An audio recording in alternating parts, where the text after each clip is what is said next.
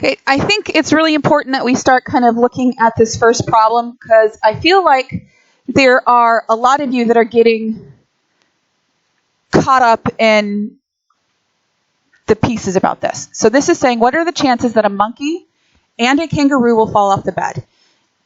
The problem with this is they're just saying, what is the probability that a monkey falls off the bed any given day?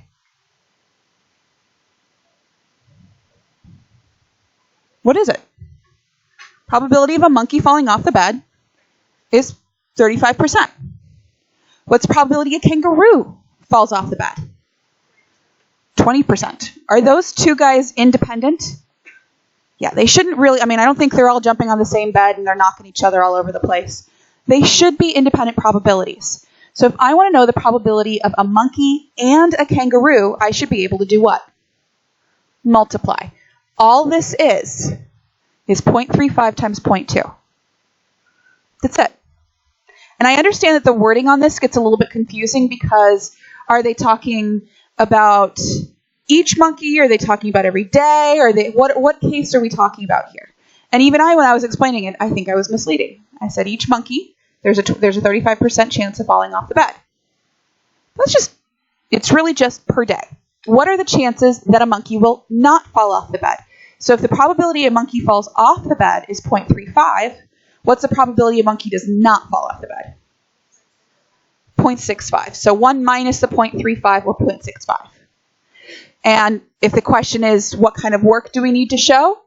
You could, if you'd like, write the words probability of a monkey and a kangaroo, probability of monkey times probability of kangaroo, or really what's necessary is the multiplication that you used to get your final answer. Or in this case, the subtraction that you used to get your final answer. Okay? Does that kind of simplify things a little bit? Pulling it down just a little bit. Okay? It says, if the monkeys enjoy this activity every night for an entire week, what are the chances that a monkey falls off the bed every one of those 7 nights? One night, what's the probability of falling off the bed? Monkey. 35%, 0.35. So 7 nights, what am I going to do if I want it to happen every single night? Take it to the 7th power. So that's going to be 0.35 to the 7th power, which is 0.00064. Or just 0.0006.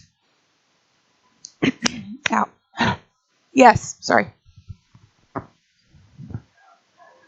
Yeah, sure. You can take it out further, but you need to take it out to at least 4. Okay? Yes, ma'am.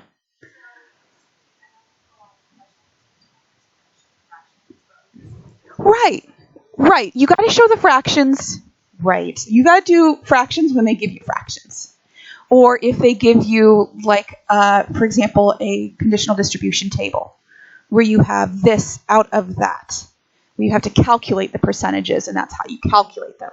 For these guys, they're given to you. So, oh, dear Lord, don't turn those into fractions. Okay? That's just silly. That's too many 100s that you should have to write. You don't want to do that. Okay, good question. All right, so what are the chances that if the monkeys jump every day for a week, at least one? When we see an at least problem, or at least one, what do? 1 minus the probability of the opposite. And the opposite of falling off the bed is staying on it. What's the probability of staying on the bed? 0.65. So we're going to say, instead of at least once falling off, we're going to say 1 minus the probability that every single day all them monkeys stay on the bed. Crazy monkeys. So that's going to be 1 minus 0.65 to the 7th. Okay? What are the chances that the kangaroos can get away with jumping on the bed for 4 straight nights until they finally have someone fall off on the 5th night? That simply means good, good, good, good, ouch. And you can either write out all of those multiplications. I'm not a fan of doing that. I prefer to do the powers because I'm always looking for the easiest way out. I am lazy. It's okay. How are we doing with this? Clarifying a few things?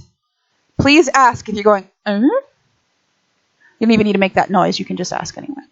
What are the chances that the kangaroos can jump 2 nights in a row with no one falling off the bed?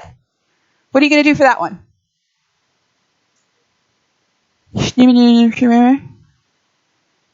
Some number, what number? 0.8 squared. Or if you really want to, 0.8 times 0.8. When we got this book, I just giggled massively when I saw that this problem was one of the ones that came with it. I was like, oh my god, that's so cool. And y'all are like, this is so annoying. Stupid monkeys. Okay, the monkey has managed to go a whole week without someone bumping on their head. One of the kangaroos insists they're due for an injury. Another says they must be getting better. Do you think they are due for a crash? No!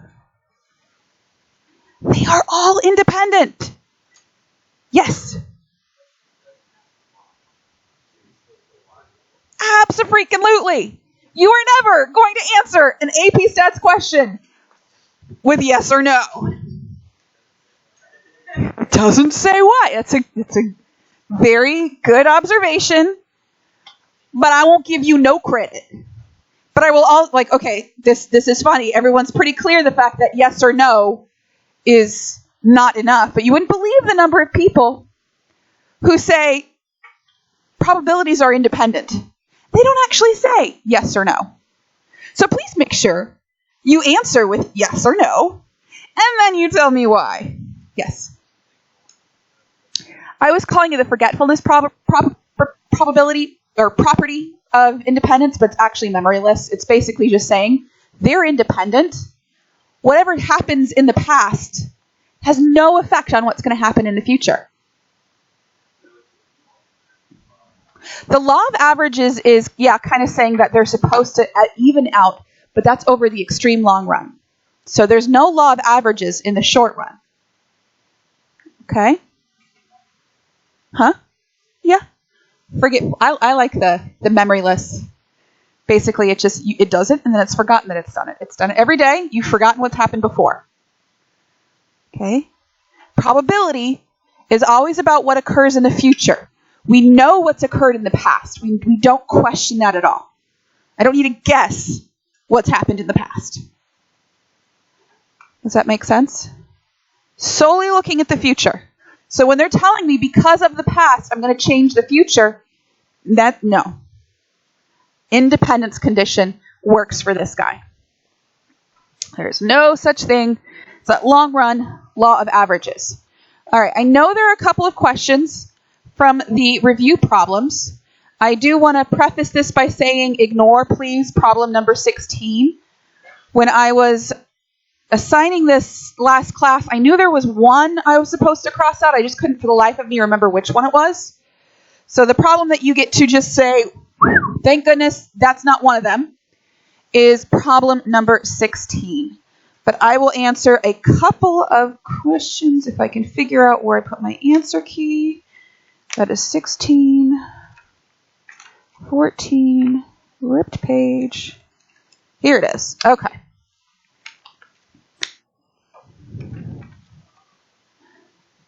Anybody have questions on that review worksheet? I know a lot of you were awesome and got those answered even before you came in class today. Checked the answers online, but I saw a hand kind of sort of go up. Or was it just, yeah? Yeah, I guess that's you. Exact same thing. Correct. Independent means they're unrelated. Independent is always going to be when you're talking about, I have one thing that will occur, and then something else will occur.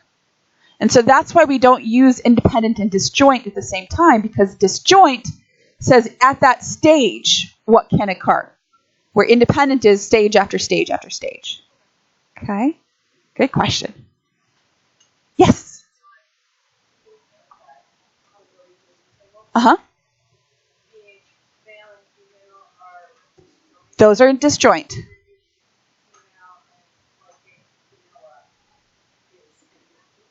We can answer that question because being female happens at one time. Whether or not you like vanilla happens at another time, so we can determine whether those are independent. Yes. Yes. So when we're looking at the tables and you're going across either all of your columns or across all of your rows, the things that are in your columns are disjoint from each other. The things that are in your rows are disjoint from each other. But the topics in the columns and the topics in the rows are the things that we try to figure out, are they independent or not? Okay. Yes?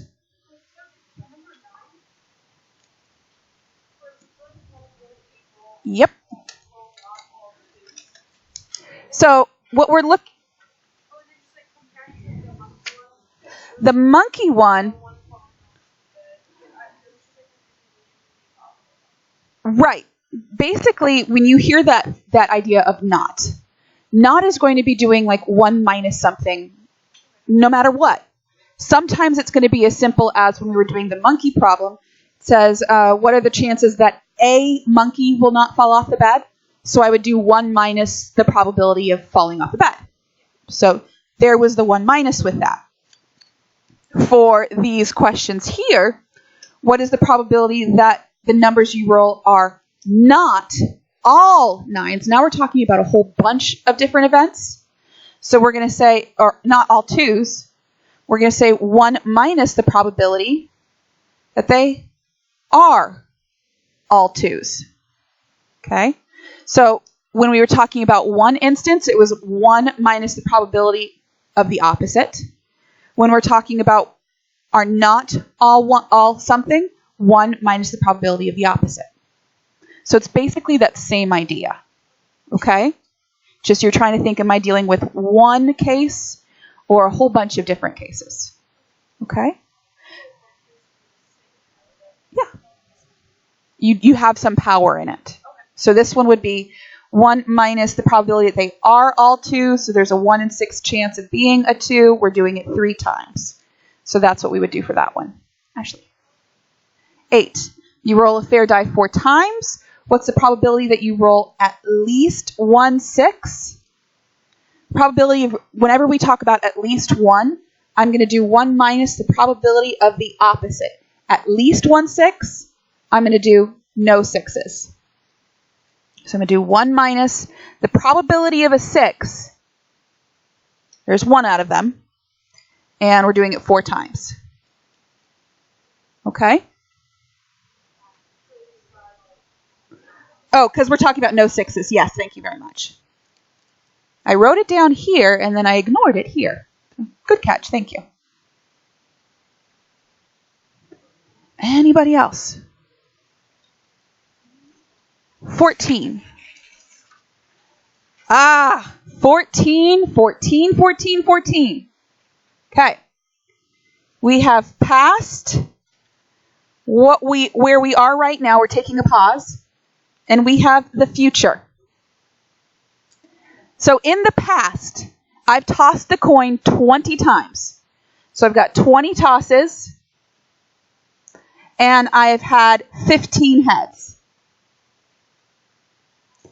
That's what has happened. That's set in stone. I don't need to guess about that. Now, if I'm going to do a total of 200 tosses, how many tosses are left? 180. So there are 180 tosses left. And of those, I can use probability to predict the future. It doesn't affect what's happened in the past. So predicting for the future, of those 180 tosses, how many do you expect to be heads? 90, half of them. So we're expecting 90 heads. So that means all in all, the 15 that we've already seen, plus the 90 that we expect to occur, leaves us with 105 heads. Okay? We do not use probability on the past. What's happened in the past is set in stone. We use probability to predict what's going to happen in the future. Okay? There's no reason to predict what's the probability that I won yesterday's lottery, if there was one. 0. I didn't play. Okay, so I'm not going to calculate that probability. One more question? Yes. 5. Yes. guys are asking such good problems today. This problem, we know that we're talking about, we're saying two people at random, what's the probability that one is a likely viewer and one isn't? So it means I'm looking for the probability of one likely and one unlikely. But the issue with this one is that's not the only way that that can occur. That can also occur if, so either the probability of one likely and one unlikely, the first one is likely, the second one is unlikely, or the probability that the first one is unlikely, the second one says likely. So the probability for that first one, likely, is going to be one of those two. Those are the unlikely. So when I add that, I'm going to get 3, carry the 1, 503 here, 9, 5, 659 there. Is my math okay? I just did that. I don't know.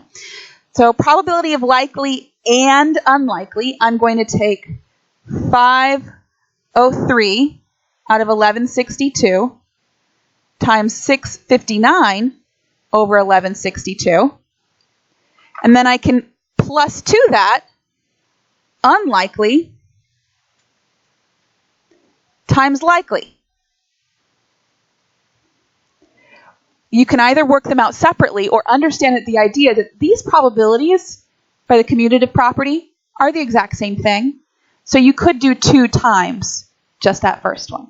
Because the idea is I'm going to be randomly selecting 2 people. So if I were to take 2 people from this group, I'm not just saying the probability that this person here said likely and this one says unlikely.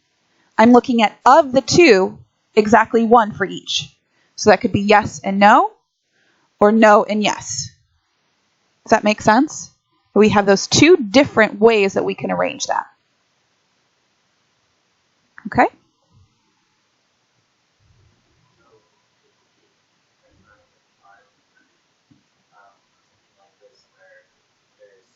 Multiple arrangements. Mm-hmm. Yeah, you can either do this, or because I know what's going to happen at the end, I would just say 2 times this, because those are exactly the same. Okay? I don't get why the order is because first thing I'm going to do is I'm going to randomly pick 2 people. Okay? And I want to know that the probability that one of those people says yes and one of them says no. The problem is that when we do probability, we're saying the probability of the first, even if they're independent, it's the probability of the first event and then the probability of the second event being multiplied. The first event is going to be the first person and then the second person. So when we say the probability of the first being yes, the second being no, that's just the probability of that individual person and that individual person responding. But there are actually 2 different ways that I can meet that condition. Okay?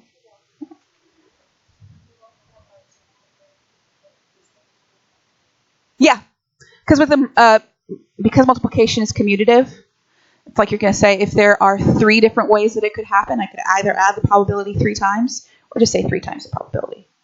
Okay? Because it's just going to be it's all multiplication. Okay, and right now, that idea of 2 arrangements is the only thing you really need to worry about. We are going to work a little bit later on about all the different combinations that we can have, and then we have an awesome calculator trick that helps us with that. Okay? All right, I need you guys to clear your desks. Belongings in the, well, no, just clear your desk. Make sure, I want to see all cell phones put away.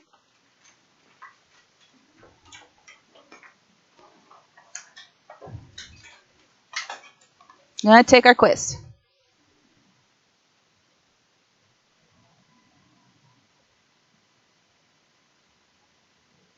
Moving on to some not quite so straightforward probabilities. And that's what Chapter 14 is all about.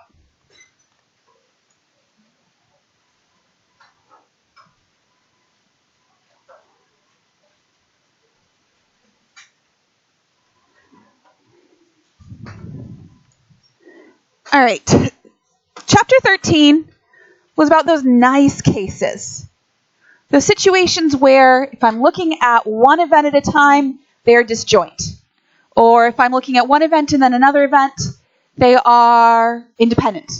But what happens if it is not so nice? And this is where we start getting some of our more complicated probabilities and things that work much better with kind of Venn diagrams sometimes, or all sorts of different pictures make this easier.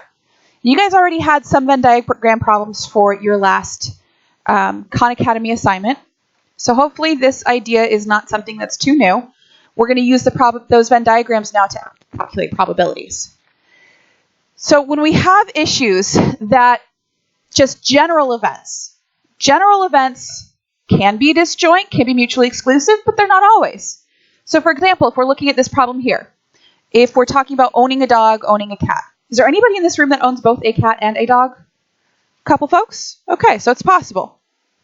Right? Those events can overlap. They are not mutually exclusive.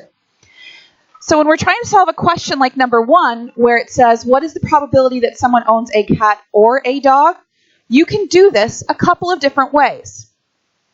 You can do this using the straight up probability rule method, which says, in general, your general form of or says the probability of A or B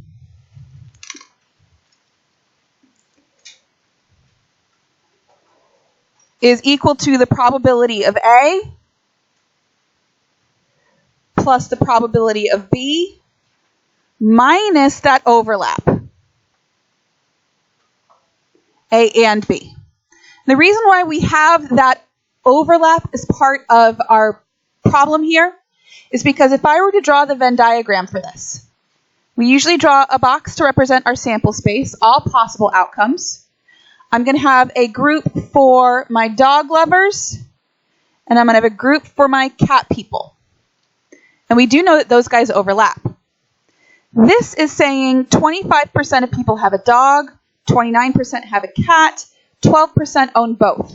What number do I put on my graph first? Which one of those 3 numbers do you think I put down first? 12, the both. And that's because it's in both. That 0.12 is in both the dog and the cat circles. So now when I think about the probability that 25% of the people own a dog, I need to understand that already we have used 0.12. Okay? We've already used 0.12. So that leaves me with how much? 0.13. So I have that piece there. When I'm talking about the cats, 29% of people have cats, but I already have 12% in my cat circle. What's remaining? 0.17. So when I'm talking about the probability that somebody owns a dog or a cat, I'm looking for anybody in either of those circles at all. So if I'm thinking about a Venn diagram, I can do that simply by taking 0.13, 0.12, 0.17, and adding them all up. What do you get when you add them all up? It starts with a 0 point, I'll tell you that. 42. So you can do it using a picture. Using the general probability rule would say probability of a dog plus the probability of a cat minus the probability of not something as a cat and a dog, but you having a cat and a dog. Cat dog does not exist. Just making sure you know that. So that's the same thing as saying 0.25 plus 0.29 minus 0.12. And that actually gives you the same value. 0.25 plus 0.29, and that's because we're subtracting that 0.12 because it is showing up in both of those circles. So those people are being counted twice. That makes sense? I don't care which way you do it. I personally prefer the picture. I'm a visual person. I like to see what I'm talking about. But this general rule works all the time also. So if we're looking at this, hang on, let me make sure I didn't skip something. I did skip something. Okay. When it depends, what do you think I mean by that? When something depends upon something else. It is not independent. And you want to be very careful. One of the biggest, I was like, well, isn't that the same thing? And the truth is no. And that was one of the issues that people had on their tests, is they used that this depends upon that. If, for example, your choice, that was your class data project, people said that your choice of favorite beverage depended upon your gender. It doesn't.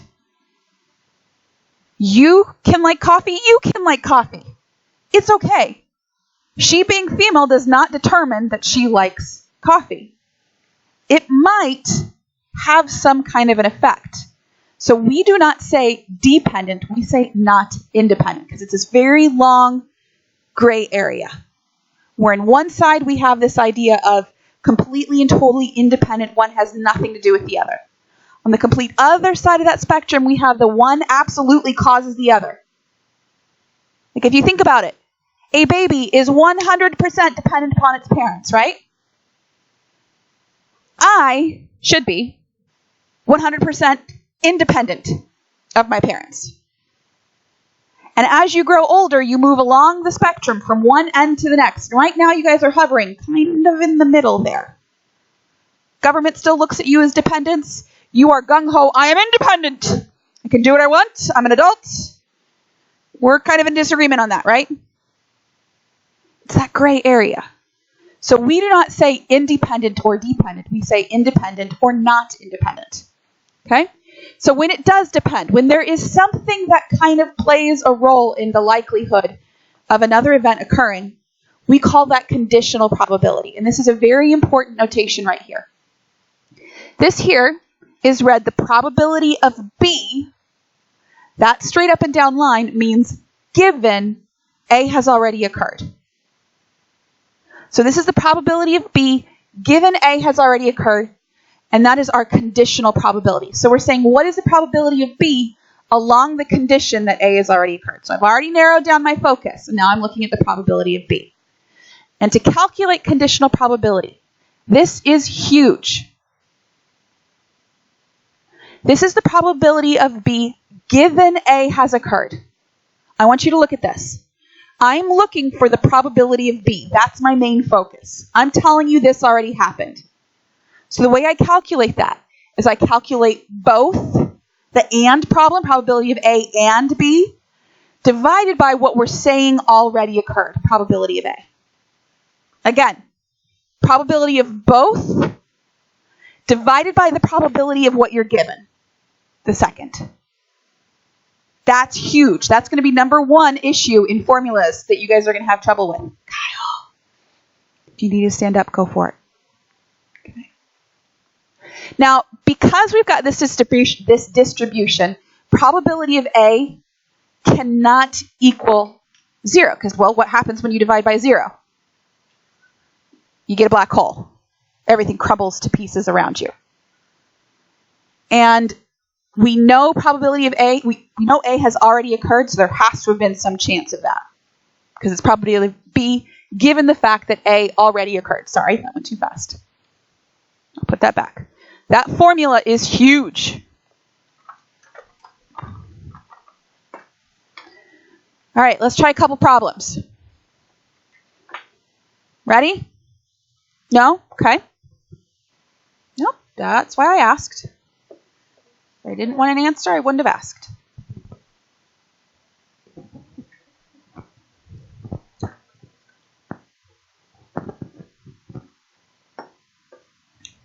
So what you're looking at here, the big thing that you want is you want that formula. Okay, now you don't need to write down all of those words. If you want those, you can come back and get those. But it's just the formula that I'm looking at there. So here we have a couple of problems. I'm actually going to switch over to my paper. And I want to kind of focus on a few things. I want to make sure you understand how to write that in probability language, and then obviously how to calculate it. So what we're looking at here is if I wanted to kind of translate this, what is the probability a person likes to watch football, given she already likes to watch basketball? So what that means is I'm saying find the probability of football, dying pen, given that we are already in the basketball lovers. Probability of football given basketball has already occurred. So using the formula, that's the probability of liking football and basketball divided by the probability of which one? Basketball. The given. Now, how many people are here total? Somebody add, because Lord knows I can't do it. So this is 40 across. This one here is 60. So how many total? Oh, that makes life nice. Right? And since it's all going to be over 100, what I'm just going to do is I'm not even going to think about probabilities. I'm just going to talk about the total number of people that are in each of those groups. So how many people are in the football and basketball group? 27. How many people are in the basketball group? There's your answer.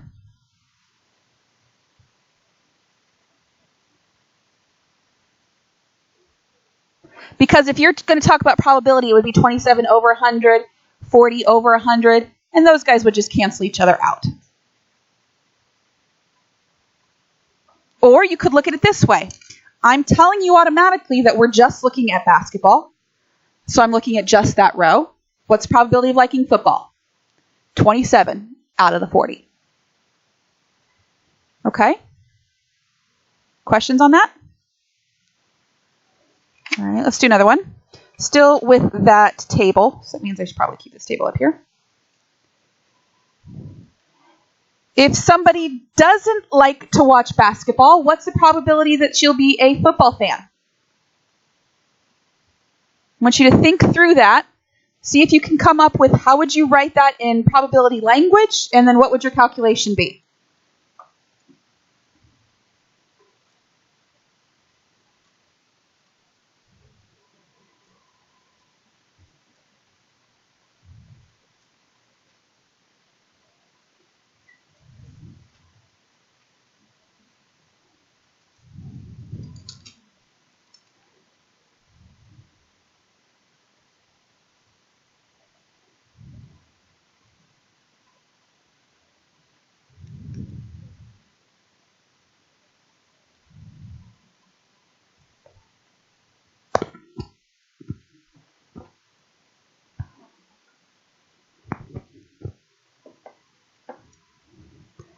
What's going to go on top of my probability?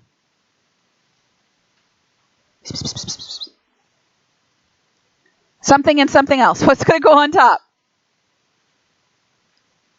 Okay, so you're going straight to the numbers. 38 goes on top. What goes on the bottom?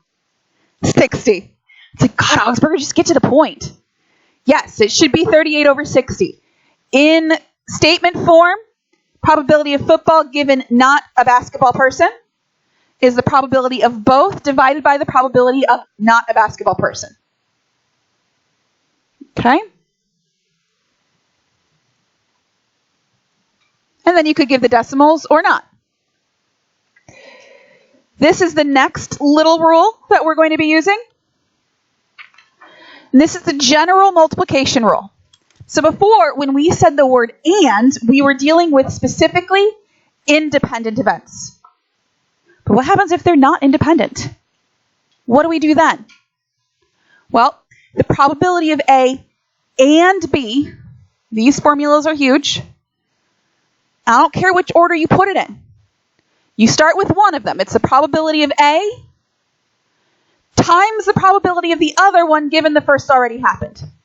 So this is the probability of A times the probability of B, but looking at the idea that A already occurred. Or if you want to write that the other way around, you could say the probability of B times the probability of A. So see, we kind of have that old probability rule, but that second probability is going to change because they're not independent. So we're going to say the probability of the first one times the probability of the second, given the first one already occurred. Okay? Crucial.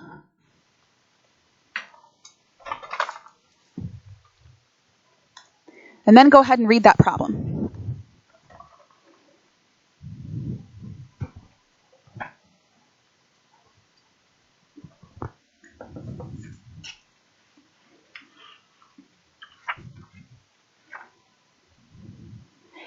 Just to make sure you guys are a little bit aware of what's coming on, we are going to have one more quiz this marking period. It will be next week, Thursday. We are going to spend basically 2.5 days on this, which means today, Tuesday of next week, Thursday of next week, we're going to take the quiz at the end of the block. The beginning of the block is just going to be spent doing practice. Okay? So I really am focusing here on practice. All right, did you read that problem? There are a couple of different ways that you can work this. Why is everybody packing up? I got 5 more minutes. Oh, gotcha. I was like, what are you doing? Who do you think you are? Just kidding. So I'm going to say, what's the probability that he makes his first 2 kicks? That means writing this in probability language. What's the probability that he makes the first kick and he makes the second kick? So I'm going to say the probability of the first kick times the probability that he makes the second given the first already occurred. That means, what's the probability he makes the first kick? 70%. And then he's like, dude, I made the first kick. I'm on a roll. He's got that confidence going for him. Feeling a little bit better. Not as quite nervous. Got a better chance. So if he makes the first attempt, his second rate rises to 90%. So what's the probability of the second attempt if he made the first one? It's the only other number up there, 90. And what are you going to get for that? Oh, calculators. What's 7 times 9? 63. 2 decimals, move it 2 spots. There you go.